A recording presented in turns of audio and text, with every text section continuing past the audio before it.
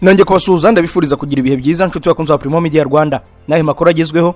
Malawi yahinduye izina ry'umuhanda yari maze imyaka 19 yaritiriye Perezida Kagame. Repubulika ya Demokarasi ya Kongo yo yatangiye umugambi wo kwitambika mushiki wabo ngo atazongera gutorerwa kuyobora OIF. Mu karere ka Huye abantu batatu barashinjwa kwica umuntu bamushinja kwiba. Muri Uganda bagabye igitero kuri polisi apfa abantu 7. Bobi Wine we yatawe muri yombi yakoreshejwe kajugujugu. Mu Burundi impunzi z'abanyekongo zigumuye zigerageza gutaha. Muri aya makuru turareba uko byazigendekeye. Abarenga 3,000 bo bamaze kugwa mu myigaragambyo mu gihugu cya Iran. Kuri iri segonda nibura abantu 16,000 bari mu kirere mu ndege bava ahantu hamwe bajya ahandi. Kuzenguruka isi bisigaye byoroshye ku buryo uko turi miliyaho 8 dusa naho turi abaturanyi kubera uburyo bwo gukora ingendo bisigaye bikorwa. Ikibazo nuko gutegura urugendo bigora. Gukora reservation ya tike y'indege, gushaka visa, ubwishingizi bw'urugendo. Amahirwe twagize nuko hari abantu bazobereye muri ibi bintu kandi biyemeje kudufasha. Abantu nka Ireme Travel Agents Limited, kompanyi nyarwanda iri mu zambere muri services zo gutegura ingendo, ubukerarugendo no kwakira abantu. Kompanyi yemewe n'ihuriro mpuzamahanga ry'ubwikorezi bwo mu ndege IATA. Niba wifuza kujya mu mahanga ku mpamvu izarizo zose, icyo bigusaba ni ugutekereza urugendo rwawe gusa. Ubundi ukegera Ireme Travel Agents bakagukorera reservation ya tike y'indege, bakagufasha gushaka visa, bakagukorera reservation ya hoteli, bakagukurikiranira ibya assurance y'urugendo. Iyo uturutse mu mahanga cyangwa se ujyayo bagufata ku kibuga cy'indege ku giciro cya 50% cy'abandi babikorera. Ku bantu bari kure kandi bashobora kwishyura hakoreshejwe ikoranabuhanga online payment. Tuguha link ubundi ukishyura.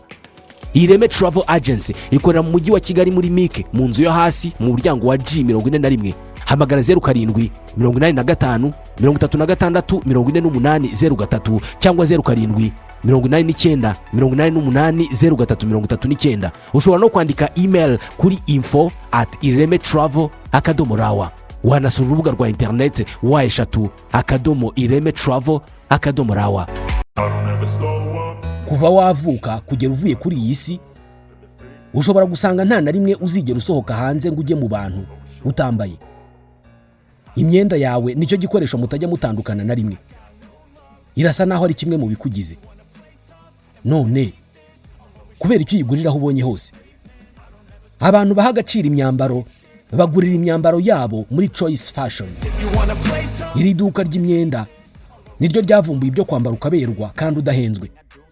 Amakostume meza ava muri Turukiye, inkweto nziza wambara muri office ziri mu moko atandukanye, amapantaro y'abagabo meza harimo jeans, cotton ndetse na matisi, amakoti yo kwifubika, imyambaro n'inkweto bya sport, amashati meza yo muri office na casual, imyambaro y'abadamu, inkweto, amasakoshi, amavalize meza, imikandara, cravate, t-shirt nziza n'ibindi byinshi cyane. Choice Fashion iherereye i Remera ku Gisimenti ukiva muri rompo yo kwa Rando werekeza kuri Stade Amahoro. Ni mu nyubako yitwa Ikaze House. Hari icyapa kinini kituranga. Winjira muri iyo nyubako ukamanuka escalier ugahita ubona Choice Fashion imbere yawe. Hamagara 07 88 61 0692 cyangwa 07 88 24 9054. Choice Fashion, igisobanuro cyo kwambara ukaberwa. Ikaze muri amakuru arambuye duhereye kuri Perezida Kagame witabiriye irahira rya General Dumbuya. Perezida Paul Kagame ari Conakry muri Guinée aho yitabiriye umuhango w'irahira rya General Mamadi Dumbuya wiruka gutorerwa kuyobora iki gihugu cyo mu burengerazuba bwa Afrika. Umukuru w'igihugu akigera Conakry ku gicamunsi cy'ejo kwa gatanu yakiriwe na Minisitiri w'Intebe wa Guinée Amadou Ouliba. Kuri wa gatandatu rero nibwo General Dumbuya arahirira kuyobora Guinée Conakry mu myaka 7 iri imbere mu birori biri kubera kuri stade yitiriwe General Lansana Conté. Ni nyuma yo gutsinda amatora mukuru w'igihugu yabaye mu kwezi gushize kwa 12 ku majwi 86.7% nk'uko urukiko rw'ikirenga rwa Guinée ruheruka kubitangaza. Dumbuya yarasanzwe ari perezida w'inzibacyuho kiriya gihugu kuva mu kwa 9 kwa 2021 nyuma yo gufata ubutegetsi ahiritse Professeur Alpha Condé wari umaze imyaka 11 ari perezida wacyo.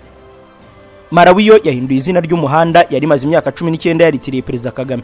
Perezida Peter Mutharika wa Malawi yahinduye izina ry'umuhanda iki gihugu cyari kimaze imyaka 19 cyaritiriye Perezida Paul Kagame. Guverinoma ya Malawi mu itangazo yasohoye yavuze ko umuhanda wa Paul Kagame Road nyuma yo guhindurirwa izina wahise witirirwa John Chilembwe usanzwe afatwa nk'intwari y'iki gihugu. Mu kwezi kwa 2007 nibwo Perezida Paul Kagame n'uwari Perezida wa Malawi Bingu wa Mutharika batashyuriye umuhanda uri mu murwa mukuru Lilongwe. Hari mu ruzinduko rw'iminsi 3 mukuru w'igihugu yari magirira muri kiriya gihugu giherereye mu majyepfo y'umugabane wa Afrika.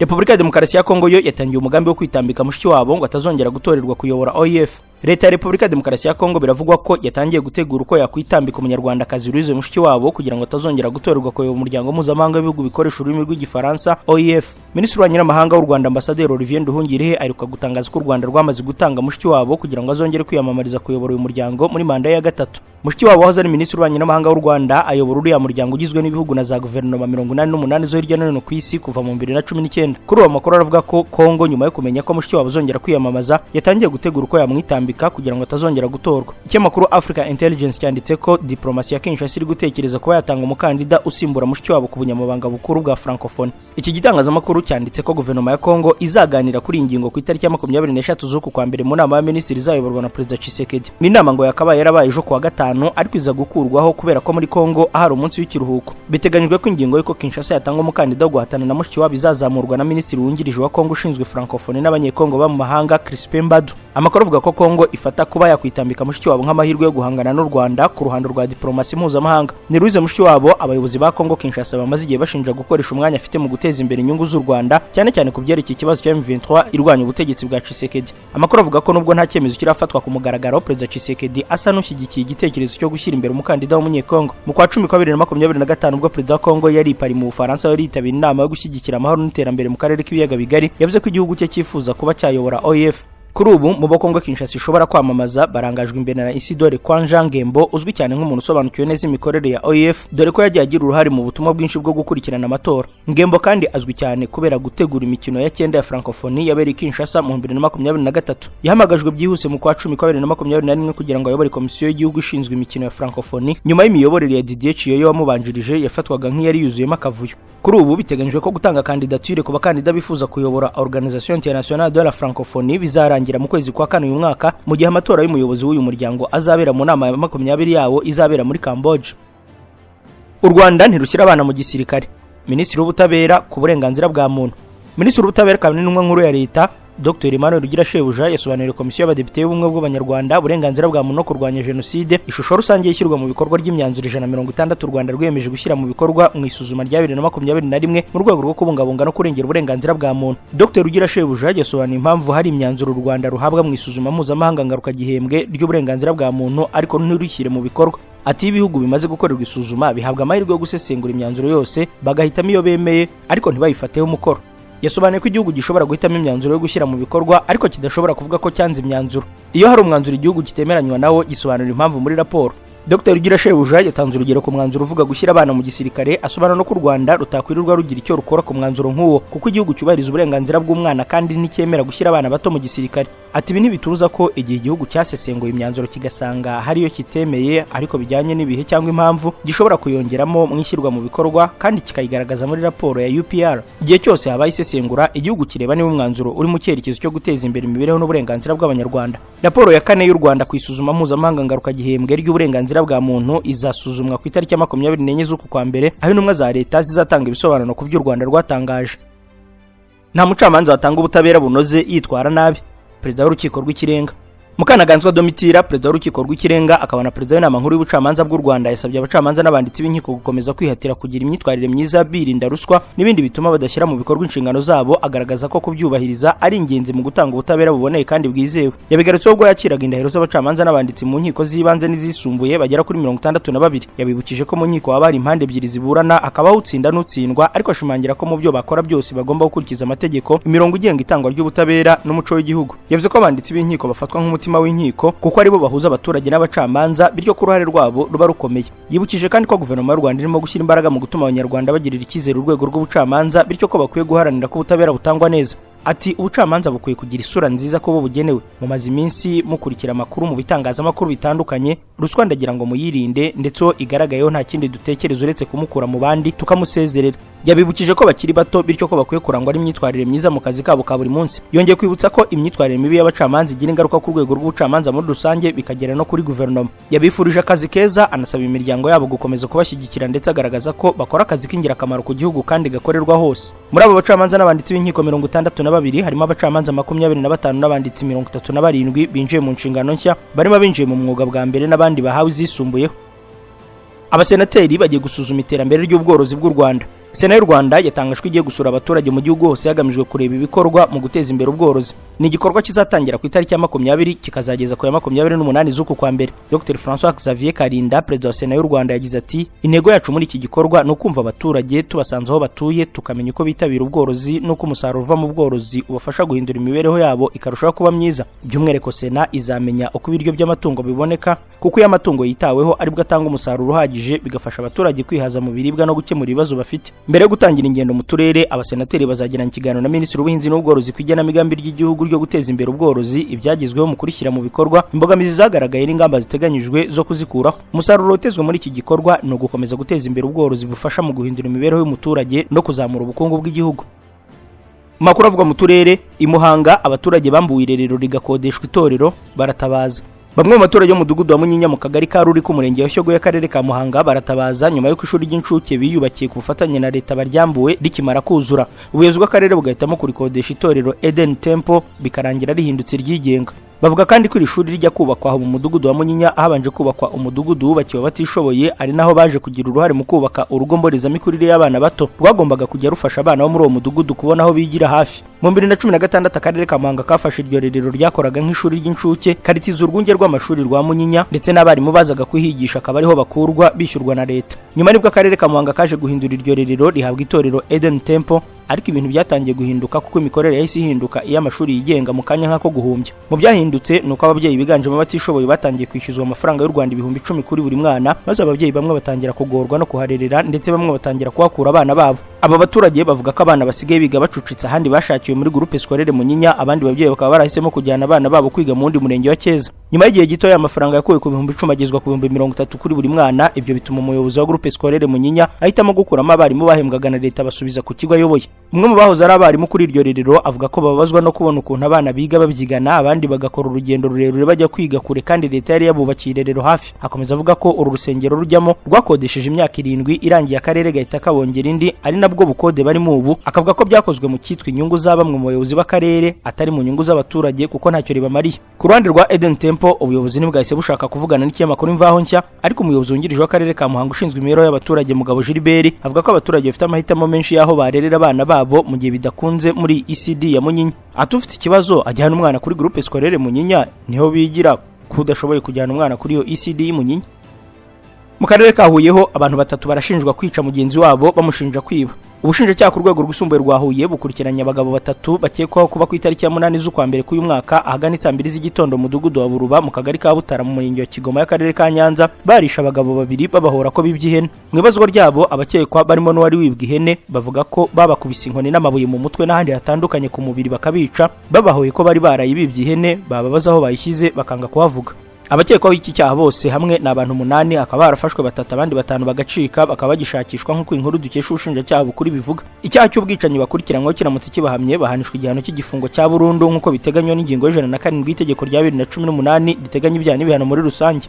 Mu kanya aya makuru turakomereza kuyavugwa hanze y'u Rwanda. Ibinyamakuru biratubwira amakuru y'ibibera ku isi, abanyapolitike bakatubwira imigabo n'imigambi yabo, abandi nabo bakatubarira inkuru zabo n'ababo. Nyamara ariko hari andi makuru batatubwira. Ayo makuru na ya kampani Rubavu Buy and Sell Limited. Ngiyi kampani yizewe mu kugura no kugurisha ibibanza n'inzu mu buryo bwihuse. Ikorera mu burengerazuba bw'u Rwanda, by'umwihariko mu mujyi wa Rubavu ndetse no mu karere ka Musanze. Uretse kugura no kugurisha inzu, inabafasha kugura ibibanza no kubigurisha, ikanabafasha kubona apartment zo kubamo by'igihe gito cyangwa kirambye, ikanabafasha kuzamamaza. Ku bindi bisobanuro waduhamagara kuri 0782 42 43 82 cyangwa ukatwandikira ku mbuga nkoranyambaga zacu, hose twitwa Rubavu Real Estate. Rubavu Buy and Sell Limited, your trusted real estate partner. Waje muri Amerika cyangwa muri Canada gushaka ubuzima bwiza, ariko se wabuze ko ushobora no kubaka ubukire buzaramba mu muryango wawe. Warren Buffett ati: "Don't save what is left after spending, but spend what is left after saving." Ntukizigama yasigaye umaze gusohora amafaranga, bisohora yasigaye umaze kwizigama. Family Bank cyangwa Indexed Universal Life niho hantu buhizewe ho kwizigama amafaranga yawe wakoreye. No buryo butuma amafaranga yawe agenda yiyongera uko imyaka ishira, kandi ushobora kuyabona igihe cyose uyakeneye. Iyi gahunda si ejo hazaza gusa, ni gahunda iguha amahirwe yo gukuba amafaranga yawe ukiriho. Iyo upfuye umuryango wawe ubona amafaranga yawe vuba, nta misoro nta n'imanza. Iyo urwaye bikomeye nka kanseri, stroke cyangwa umutima, iyi gahunda iguha amafaranga yo kwivuza ukiyakeneye. Robert Kiyosaki ati: "It's not about how much money you make, It's about how much money you keep, how hard it works for you and how many generations you keep it for. Ntabwo ari nangahe winjiza, ni nangahe wizigama, agukorera bingana iki kandi n'ibisekuru bingahe uri kuyabikira. Iyi gahunda si yawe gusa rero, ni n'iy'abana bawe ukunda. Ushobora kubateganyiriza none maze ejo bakazaba abamiliyoneri. Iyi si assurance gusa, ni banki yawe bwite mu muryango, ni umutekano wawe, ni ubwigenge bwawe. Ku bindi bisobanuro wakwandikira umujyanama mu by'ubukungu akagusobanurira kuri WhatsApp ariyo guteranya 1-256-52-52-17 cyangwa kuri email ariyo niyomugabo b25@gmail.com. Nawe tangira none wubake The Family Bank yawe, ubukungu bw'ibisekuru buhera none. Makuru avugwa hanze y'u Rwanda, abaturage bakamanyora ngo ntibumve impamvu ingabo z'u Burundi zabasutseho ibisasu.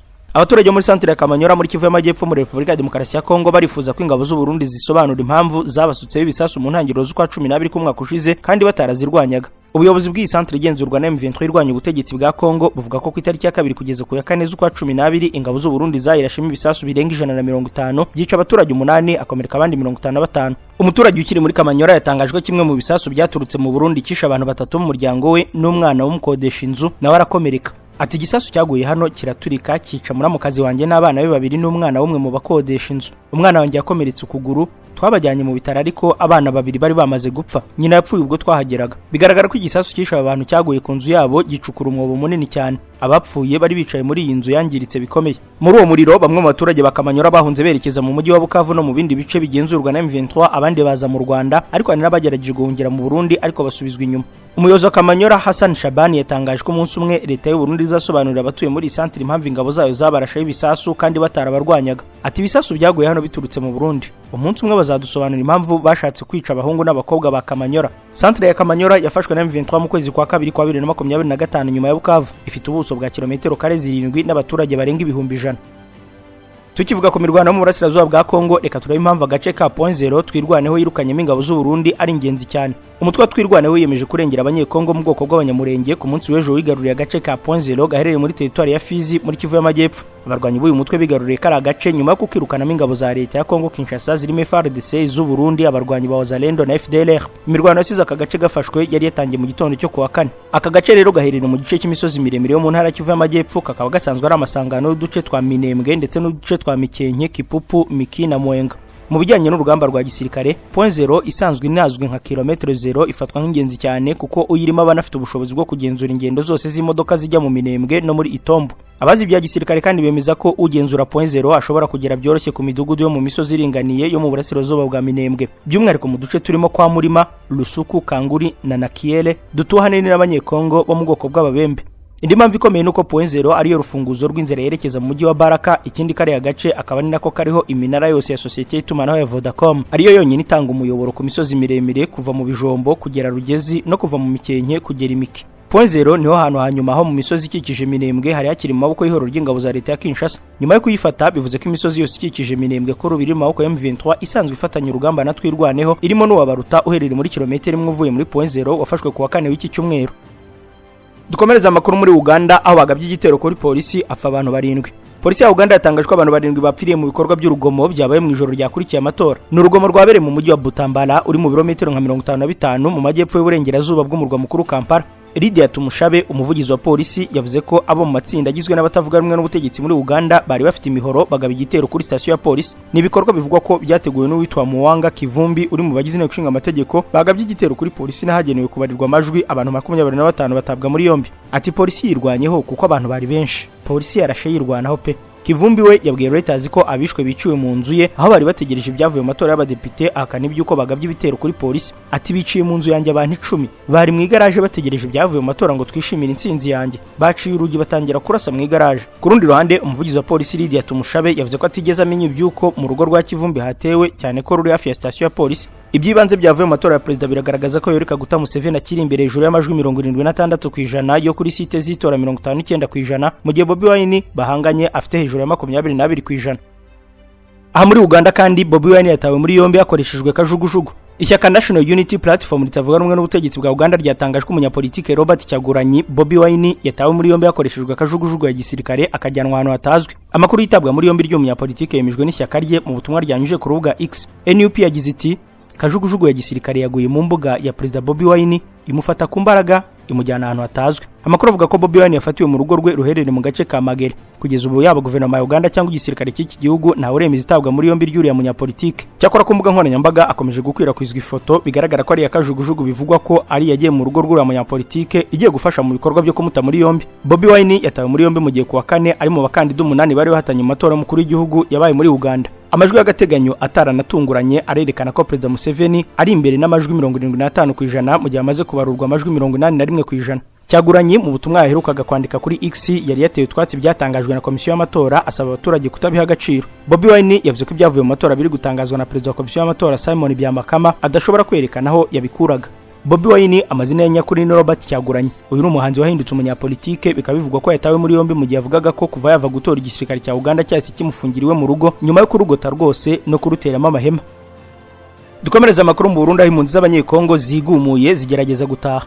Impunzi nyinshi z'abanyekongo zacumbikiwe mu nkambi ya Busuma mu ntara ya Buhumuza iri mu burasirazuba bw'u Burundi zigumuye zigerageza gutaha muri Repubulika ya Demokarasi ya Kongo. Mu ntangiriro z'ukwa 12 ku mwaka ushize Burundi bwakiriye impunzi zirenga 100,000 zahunze imirwano yabereye mu bice byo mu kibaya cya Ruzizi zihasanga izindi zari zamaze igihe kinini. Impunzi nshya zashyizwe mu nkambi z'agateganyo zegereye umupaka zimaze iminsi zitakambira leta y'u Burundi kugira ngo izifungurire inzira zitahe kubera ko ubuzima zibayemo bugoye cyane kuko nyinshi zikomeje gupfa. Leta y'u Burundi yirengagije icyifuzo cy'izi impunzi itangira ibikorwa byo kuzimurira mu nkambi za kure y'umupaka zirimo ya Busuma mu yahoze ari intara ya Ruyigi. Zasanze ubuzima bwaho nabwo bugoye cyane noneho kurushaho. Ishami ry'umuryango w'abimbye rishinzwe impunzi HCR riherutse gutangazwa impunzi 53 z'abanyekongo zapfiriye mu Burundi. Harimo 25 bishwe na kolera, 3 bishwe no kubura amaraso, abandi bicwa n'ibibazo biterwa n'imirire mibi. Nyuma yo gutakamba ariko leta y'u Burundi n'abafatanya bikorwa bayo ntibumve, impunzi nyinshi z'abanyekongo zari mu nkambi ya Busuma zayisohotsemo zitangira urugendo rw'amaguru zerekeza iwabo. Imisozi yo muri Busuma igaragaramo impunzi nyinshi z'abanyekongo ziri gutaha, zimwe muri zo zikaba zarahisemo kwitwaza imizigo, izindi zigenda nta kintu zifite. Umwe mu banyekongo wafashe amashusho agaragaza izi impunzi zitaha yagize ati basize imizigo bari kwiruka, bavuga ko barambiwe ubuzima bwo mu nkambi baratashye. Abantu bacu bari kugenda n'amaguru ntituzi niba barenga kuri leta y'u Burundi. Abantu bari kwigaragambya hano ni mu nkambi ya Busuma barasaba ibiryo n'inzu. Hari amakuru avuga ko polisi y'u Burundi yahagaritse impunzi z'abanyekongo zavuye muri iriya nkambi. Rwari urugendo rurerure kuko Busuma ni kure cyane y'umupaka w'u Burundi na Repubulika ya Demokarasi ya Kongo.